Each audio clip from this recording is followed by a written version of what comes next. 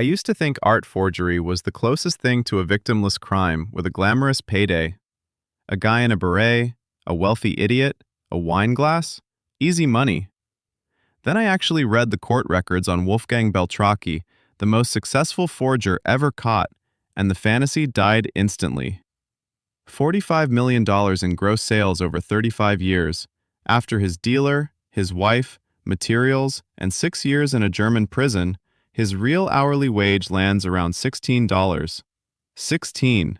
That is the ceiling, the absolute best this crime has ever paid anyone on record. If that number shocks you as much as it shocked me, tell me below what you thought it would be, and let us break down exactly how it collapsed this badly. This video is for educational, historical, and entertainment purposes only.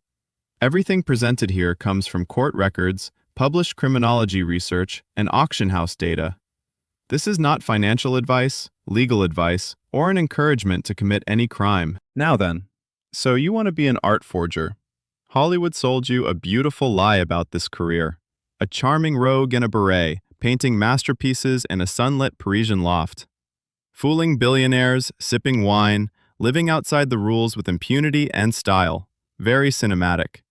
But the exposed data looks nothing like that. Wolfgang Beltracchi is the most successful art forger in modern history. He operated for roughly 35 years across Europe and North America. He moved an estimated $45 million in forged paintings. That sounds incredible on its face, but then his dealer took a cut, his wife took a cut, and materials and studio overhead ate another cut. And then he went to prison in Germany for 6 years. His effective hourly wage, adjusted for risk and incarceration time, lands around $16. He is the best-case scenario in the entire recorded history of this crime. And the best-case scenario is worse than managing a Chili's. By the end of this video, we will calculate the real hourly wage. I will warn you now, the number is genuinely embarrassing. But the fun is in how we get there, so let us begin. First, let us look at the fantasy numbers. The global art crime market is estimated at roughly $6 billion annually. That figure comes from assessments published by various international law enforcement bodies. Top-tier forgeries have individually sold for millions at auction. Beltracchi's fakes reached as high as several million per piece at their peak. But these are gross revenue numbers before anyone takes their share. The realistic per-painting revenue for a skilled forger sits between $15,000 and $150,000. The total career earnings for known caught forgers range wildly. Some earned under $100,000 across their entire criminal career. Only Beltracchi ever credibly approached tens of millions in gross sales. Estimates based on known cases suggest anywhere from a dozen to several dozen works sold over a career.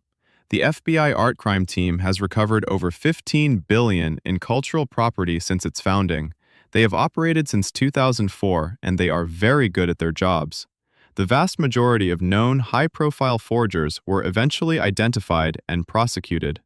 Now, there is a survivorship bias problem here. Undetected forgers exist by definition, but we have zero earnings data on ghosts. We can only analyze the exposed cases, and the exposed cases are grim. So that is the fantasy number, which is basically the brochure. Now let us talk about what it costs to make a convincing forgery. Creating one requires period-accurate materials and years of technical development. You need pigments that match the exact chemical composition of a specific historical era.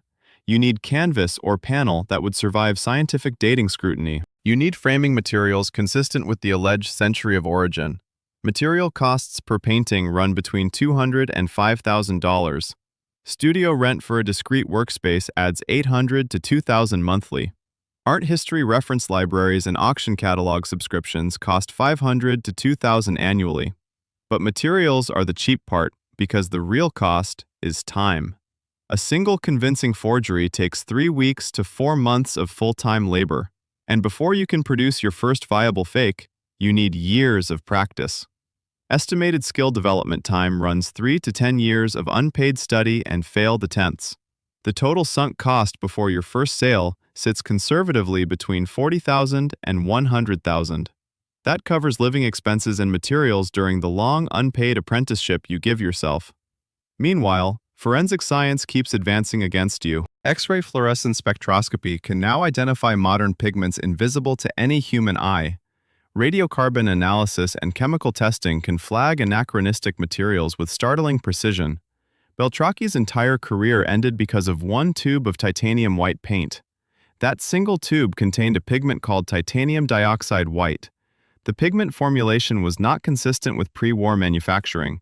The painting was supposed to be from 1914, so one anachronistic molecule ended a 35-year operation.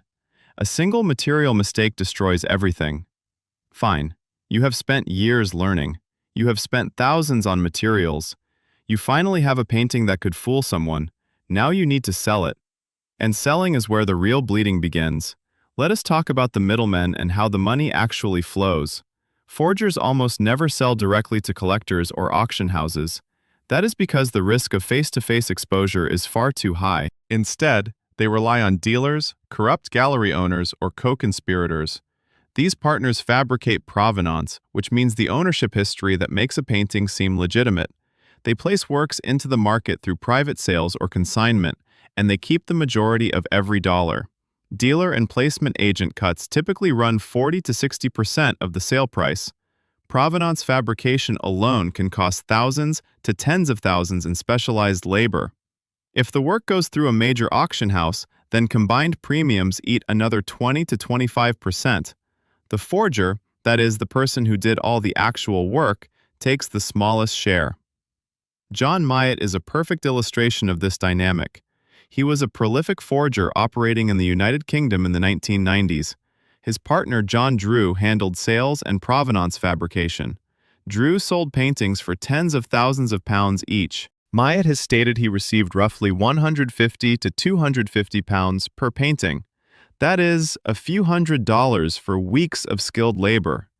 The effective forger take-home after all middlemen is typically a fraction of the final price. But the middleman problem is more than financial. The majority of forgery cases are cracked through dealer testimony and co-conspirator cooperation. John Drew was caught because archival staff noticed tampered provenance records in institutional archives. So your entire career depends on the silence of people who face every incentive to betray you. Prosecutors offer reduced sentences to cooperating witnesses, which means your dealer is one bad day away from trading your freedom for his own. So you are keeping maybe a quarter of what your painting sells for. That is already painful. But we have not applied the multiplier that makes this career truly catastrophic. Now let us talk about the risk multiplier and what the law actually does to forgers. Art forgery at a commercial scale triggers a cascade of federal charges in the United States. That includes wire fraud, mail fraud, money laundering, and conspiracy. Wire fraud alone carries a maximum sentence of 20 years per count. Average sentences for convicted art forgers typically land between 3 and 7 years. So let us walk through the exposed case outcomes. Beltracchi received 6 years in a German court. Sean Greenhalgh in the United Kingdom received 4 years and 8 months. Robert Driessen was convicted in the Netherlands and sentenced to several years for forging Russian avant-garde works. John Myatt received 1 year, though he was released after 4 months for cooperation. Ken Perenni operated for decades and was investigated by the FBI, but never formally charged. He voluntarily ceased forging and wrote a memoir. And then there is Eric Heborn. He was never convicted in a courtroom. He was found dead in Rome in 1996 after suffering a blow to the head. The circumstances remain officially unsolved, though widely linked to his forgery activities. So the exit options include prison, permanent surveillance, or a cobblestone street in Rome. None of these are listed as benefits in any career brochure I have seen. Now let us factor in the financial cost of incarceration. Someone with the skills of a professional forger could earn $45,000 to $80,000 legitimately. That includes art restoration, conservation, and commercial illustration, all viable legal careers for that skill set. Lost earnings during an average 5-year sentence at $50,000 per year equals $250,000, and post-conviction, felons earn an estimated 25 to 40% less for years afterward. which means the damage does not end when the sentence does. Now we have every variable: the revenue, the costs, the middlemen, and the probability of prison. So let us calculate the actual hourly rate, the risk-adjusted hourly wage of an art forger. Best case model, based on Beltracchi, the greatest to ever do it, 45 million gross over 35 years. Estimated 15 to 20 million net after dealer and co-conspirator cuts. Approximately 61,000 working hours across those decades. Plus 6 years of prison, adding roughly 12,000 waking hours of lost productivity. Taking all of those inputs together, his risk-adjusted hourly rate lands between $16 and $20. That is the ceiling. That is the absolute best this career has ever paid anyone in recorded history. Now for the median case model. 500,000 in total career net earnings over a 10-year active period. 20,000 working hours plus 5 years of incarceration. The adjusted hourly rate drops to roughly $8 to $10 per hour. And then, the worst-case model, based on forgers in the Myatt tier, under 50,000 total earnings, 4 years of production plus a year in prison. The adjusted hourly rate falls below $5 an hour. Now let us put these numbers next to something ordinary. The current federal minimum wage is $7.25. An average art conservator earns roughly $25 per hour according to Bureau of Labor Statistics data. An average house painter earns roughly $21 per hour. So the single greatest art forger in history earned about the same per hour as a house painter, and the median forger earned close to or below federal minimum wage. If we apply probability weighting with a very high assumed chance of eventual detection and arrest, then the expected value drops even further. The weighted average hourly rate falls below $15 under even generous assumptions. A career at a fast food restaurant pays $15 an hour in most major cities, and it also provides health insurance and does not end with a federal indictment. So the math is done. But numbers only tell you how much you lose. They do not explain how the story ends. So let us talk about exits. Art forgery careers end in one of 5 ways: prosecution and prison, cooperation with authorities followed by permanent surveillance and career termination, voluntary cessation under threat of exposure, obscurity and poverty, or, in rare cases, violence. There is no known case of a commercial forger retiring wealthy and free. Some convicted forgers have built small secondary careers after prison. Beltracchi and Myatt both now sell legitimate paintings marketed under their own names.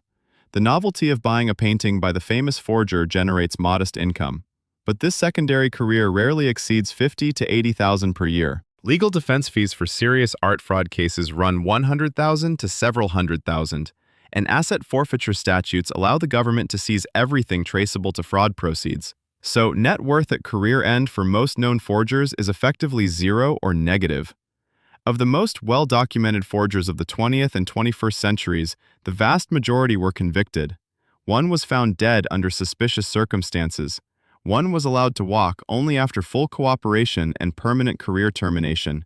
And 0 retired comfortably on forgery proceeds alone. That is a 0% success rate across the entire known dataset.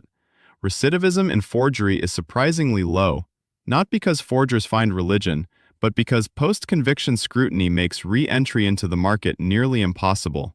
Every auction house, every gallery, and every database flags their name permanently. The Art Loss Register maintains files indefinitely, which means you do not get a second act. So let us bring this to a close. Art forgery is a career that requires the talent of a master painter. It demands the patience and knowledge of an art history scholar. It carries the legal risk profile of serious, organized fraud. And it delivers the financial return of an unpaid intern. The skill set required to forge a convincing painting is genuinely extraordinary. It includes deep art historical knowledge, advanced material science awareness, and elite technical painting ability. But that identical skill set could generate $60,000 to $120,000 per year. Art restoration, museum conservation, and commercial illustration are all legitimate, all legal, and all without a single day in prison. A career in art conservation pays better, lasts longer, and comes with a pension. And it has never ended with anyone found dead on a Roman street. So you want to be an art forger.